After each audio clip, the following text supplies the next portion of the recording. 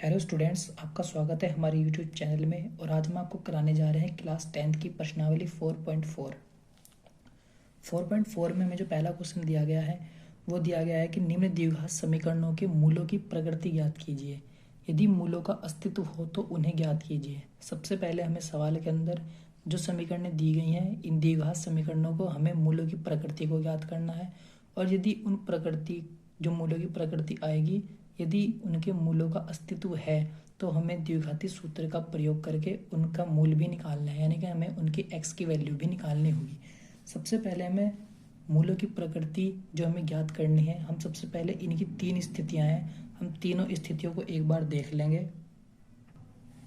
ये तीनों स्थितियां बुक में हमारे को दी गई हैं और हमें दिखाया गया है कि यदि द्विघात समीकरण का व्यापक रूप है, यानी कि इस रूप में अगर हमें द्विघात समीकरण दी गई है तो सबसे पहले हमें b² माइनस के 4ac का जो एक ये हमारे पास नियम है, या इसको हम कह लें कि इस फॉर्मूला है 4.4 का, b² माइनस के 4ac फॉर्मूले का इस्तेमाल करके हमें द्विघात समीकरण का विविधकरण निकालना होगा।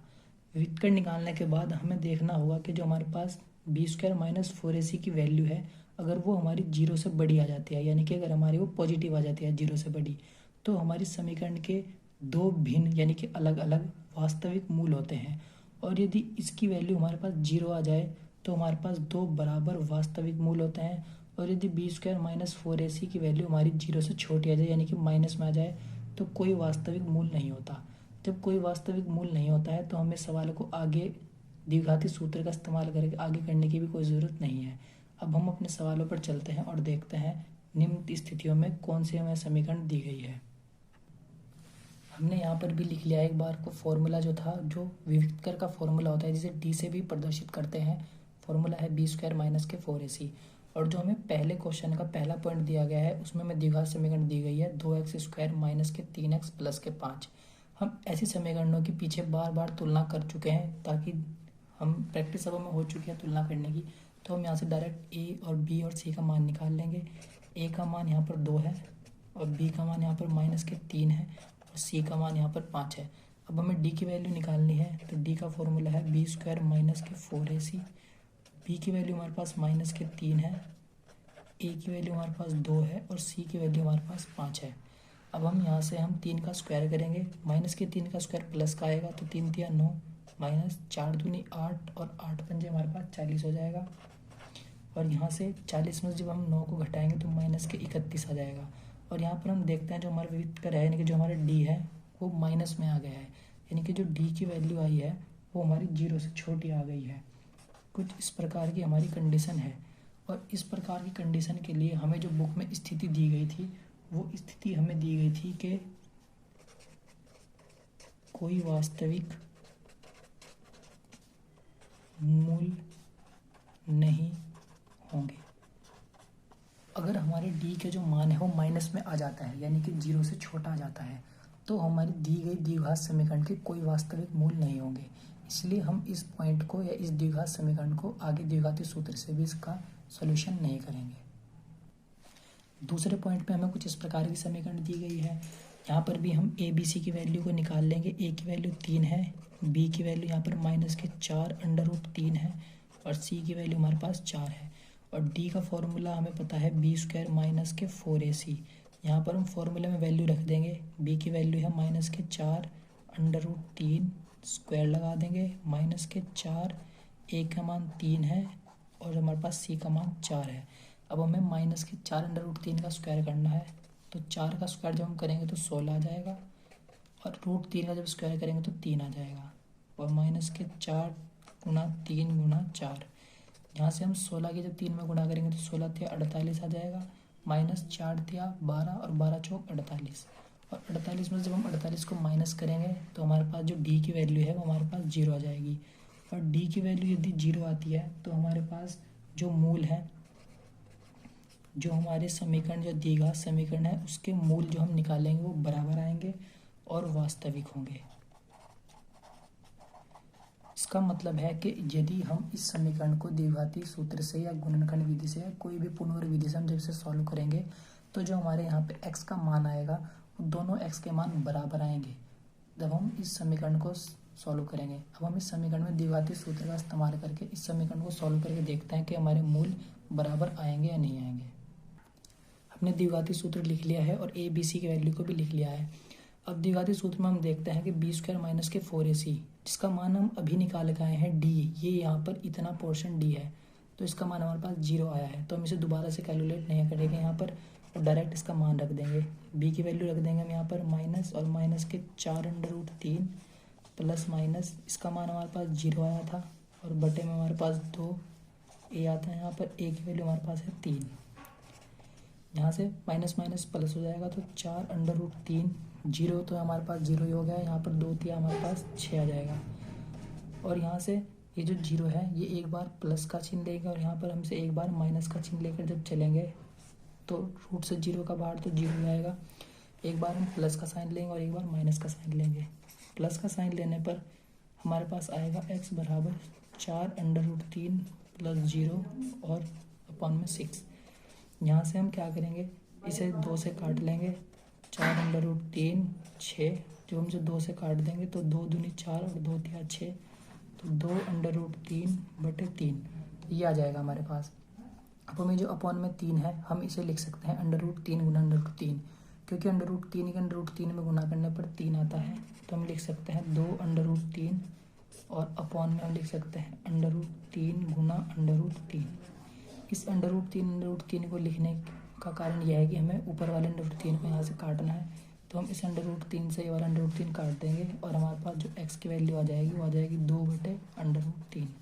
यहाँ से हमने प्लस का चिन्ह लेकर x का एक मूल निकाल लिया है। अब हम माइनस का चिन्ह लेते हैं और देखते हैं कि 4√3 माइनस के 0 और अपॉन में 6, यहाँ से 4√3/6, 0 प्लस भी 0 है, यहाँ पर माइनस भी 0 है, तो कोई फ़र्क नहीं पड़ने का। यहाँ से भी हमारे पास x का मान सेम कैलकुलेशन है, तो हमारे पास आ जाएगा 2/√3। और हमने अभी d की जो कंडीशन थी उसके हिसाब से भी हमने देखा था कि जो d बराबर 0 होने पर मूल बराबर और वास्तविक होंगे, और ये हमने जब उसके मूल निकाले हैं तो हमारे पास जो मूल आए हैं वो x बराबर 2/√3 और x बराबर 2/√3 आए हैं। दोनों ही मूल हमारे पास इस द्विघात समीकरण के बिल्कुल बराबर आए हैं। तीसरे पॉइंट में हमें द्विघात समीकरण दी गई है 2x² माइनस के 6x प्लस के 3। यहाँ से हम a का मान 2, b का मान -6 और c का मान 3, और जब हम d निकालेंगे तो b² माइनस के 4ac आ जाएगा। b की वैल्यू हमारे पास है माइनस के 6 का स्क्वायर, 4 गुना a का मान 2 और c का मान 3, 6 का स्क्वायर 36 आ जाएगा, माइनस 4 दूनी 8 और 8 तिया 24, और 36 में जब हम 24 को घटाएंगे तो 12 आ जाएगा। तो जो हमारा d का मान है वो हमारा d का मान 0 से बड़ा आया है, यानी कि हमारी थर्ड कंडीशन है, यानी कि जो हमारे मूल होंगे वो हमारे मूल वास्तविक होंगे। मूल हमारे d बड़ा है यहाँ पर 0 से, तो जो हमारे मूल है वो वास्तविक होंगे, बराबर नहीं आएंगे। अब हम इस द्विघात समीकरण ये जो हमारे पास है हम इसका भी द्विघातीय सूत्र का इस्तेमाल करके मूलों को ज्ञात करेंगे। हमने यहाँ पर द्विघातीय सूत्र का जो फॉर्मूला है वो लिखा है, और हम इस द्विघातीय सूत्र को कुछ इस प्रकार भी लिख सकते हैं, क्योंकि b² माइनस के 4ac हमारा होता है d, तो यहाँ से हम d का मान पहले निकाल चुके हैं। हमारे d का मान आया था यहाँ पर 12, हम यहाँ पर d के मान को 12 रखेंगे और यहाँ पर हम माइनस के b की जगह b का मान रखेंगे। जो हमारे पास b का मान था वो था माइनस के 6 प्लस माइनस √d का मान हमारे पास 12 है और a का मान हमारे पास था 2। अब यहाँ से हम माइनस माइनस ये 6 हो जाएगा और √12 और बटे में 2 दूनी 4। अब हम √12 को 12 रूट से बाहर नहीं निकलता है डायरेक्ट, लेकिन अगर हम देखें तो हम 12 को लिख सकते हैं √4 गुना 3, और 4 तिया 12 रूट के अंदर है, और 4 का जब अंडर रूट से बाहर निकालेंगे तो 2 और √3 अंदर रह जाएगा, तो जो 12 है हम उसे लिख सकते हैं 2√3। तो x बराबर 6 प्लस माइनस 2√3/4, इस तरह हम लिख सकते हैं √12 को। अब हम एक बार प्लस का चिन्ह लेंगे और एक बार माइनस का चिन्ह लेंगे। प्लस चिन्ह लेने पर x बराबर 6 प्लस 2√3/4। अब हम यहाँ से 2 को कॉमन ले लेंगे। जब मैं यहाँ से 2 कॉमन लूँगा तो यहाँ पर आ जाएगा 3, यहाँ से 2 कॉमन ले लिया है तो √3 बटे में यहाँ पर आ जाएगा 4। तो x की वैल्यू इस 2 से इस 4 को काट लेंगे 2, तो x की वैल्यू आ जाएगी 3 प्लस √3/2। ये वैल्यू हमारे पास प्लस का साइन लेने के बाद आई है। अब हम माइनस का साइन लेकर चलेंगे तो x बराबर 6 माइनस के 2√3/4। यहाँ से भी हम 2 को कॉमन ले लेंगे और कॉमन लेने के बाद हम इस 2 से 4 को काट देंगे तो x की वैल्यू हमारे पास आ जाएगी 3 माइनस के √3/2। अब हम यहाँ से देखते हैं कि हमारे जो मान है x के, यानी कि जो समीकरण के मूल हैं वो वास्तविक आए हैं लेकिन बराबर नहीं आए हैं, जैसा कि स्थिति में हमने दर्शाए गए थे। क्वेश्चन नंबर 2 में हमें कहा गया है कि निम्न प्रत्येक द्विघात समीकरण में k का ऐसा मान ज्ञात कीजिए कि उसके 2 बराबर मूल हो। 2 बराबर मूल होने का मतलब है कि हमारे पास जो स्थिति दी गई है 2 बराबर मूल की, यानी कि d बराबर हमें 0 लेना है। इस सवाल को करते समय जब हम k का मान निकालेंगे तो हमें d का मान 0 लेना है। हमें पहला पॉइंट दिया गया है 2x² प्लस के kx प्लस के 3 बराबर 0। अब हमें यहाँ से इस k का मान निकालना है और हमें याद रखना है कि जो मूल हैं वो 2 में बराबर दिए गए हैं, तो यानी कि d की वैल्यू हमें 0 लेकर चलनी है। अब हम देखते हैं कि जो d का फॉर्मूला है वो है b² माइनस के 4ac। अब हम इस फॉर्मूले में a b c का मान रखेंगे। अब यहाँ से d का मान हमें 0 रखना है। अब b का मान हमारे पास k है और a का मान हमारे पास 2 है और c का मान हमारे पास 3 है। यहाँ से हम देखते हैं कि 4 दूनी 8 और 8 थे हमारे पास माइनस के 24 आ जाएंगे। ये माइनस के 24 बराबर से इधर जाकर प्लस के हो जाएंगे, तो आ जाएगा k² बराबर प्लस के 24। स्क्वायर इधर अंडर रूट में चला जाएगा तो k बराबर आ जाएगा √24। अब 24 अंडर रूट से डायरेक्ट बाहर नहीं निकलता, लेकिन हम 24 को लिख सकते हैं 4 गुना 6, 4 6 24, और 4 का अंडर रूट से बाहर निकलता है 2 और अंडर रूट के अंदर आ जाएगा 6। तो यहाँ से हमारे k का मान आ गया है 2√6। दूसरा पॉइंट हमें कुछ इस प्रकार दिया गया है और इस पॉइंट में हमें देखना है कि यहाँ पर द्विघात समीकरण नहीं बन रही है, क्योंकि यहाँ पर घात 2 नहीं है। तो हमें द्विघात समीकरण बनाने के लिए kx की पहले x में गुणा करनी पड़ेगी, तो आ जाएगा kx² और माइनस kx की 2 में करेंगे तो 2kx और प्लस के 6 और बराबर 0।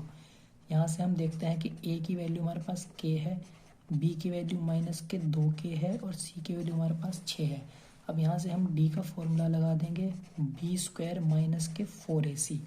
फॉर्मूला लगाने के बाद हम वैल्यू को रख लेंगे। वैल्यू हमारे पास b की वैल्यू है माइनस के 2k और इसका हम स्क्वायर कर देंगे। a की वैल्यू हमारे पास k है और c की वैल्यू हमारे पास 6 है और d का मान हमें 0 लेकर चलना है, क्योंकि हमें मूल बराबर और वास्तविक दिए गए हैं। यहाँ से जब हम 2 का स्क्वायर करेंगे तो माइनस का स्क्वायर प्लस में आएगा, तो हमारे पास आ जाएगा यहाँ पर 2 का स्क्वायर 4 और k का स्क्वायर माइनस 4 6 24k। ये माइनस का 24k इधर बराबर से इधर प्लस में चला जाएगा, तो आ जाएगा 4k² बराबर 24k। इस k से इस k का एक स्क्वायर कैंसिल हो जाएगा और इस 4 से 24 कट के 6 आ जाएगा। तो यहाँ पर हमारे पास जो k की वैल्यू है वो हमारे पास k की वैल्यू आ जाएगी 6। ऐसे हमने d की वैल्यू को 0 रखकर यहाँ पर k का मान निकाल दिया है 6, और पहले पॉइंट में हमारा k का मान था 2√6। ये दोनों सवाल ही बोर्ड की परीक्षा में आने के लिए बहुत ही इम्पोर्टेंट हैं।